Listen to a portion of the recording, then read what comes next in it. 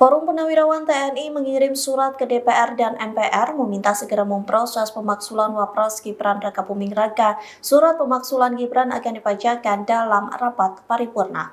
Dikutip dari Kompas.com, hal itu disampaikan Wakil Ketua Komisi 13 DPR dari fraksi PDIP, Andreas Hugo, yang mengatakan surat Forum Purnawirawan TNI meminta pemaksulan Gibran akan dibacakan dalam rapat paripurna. Jika rapat itu dihadiri 2/3 anggota DPR dan isi surat tersebut disetujui 2/3 peserta rapat, maka proses pemaksulan bisa dimulai. Hal itu pun sudah sesuai dengan pasal 7A Undang-Undang Dasar 1945.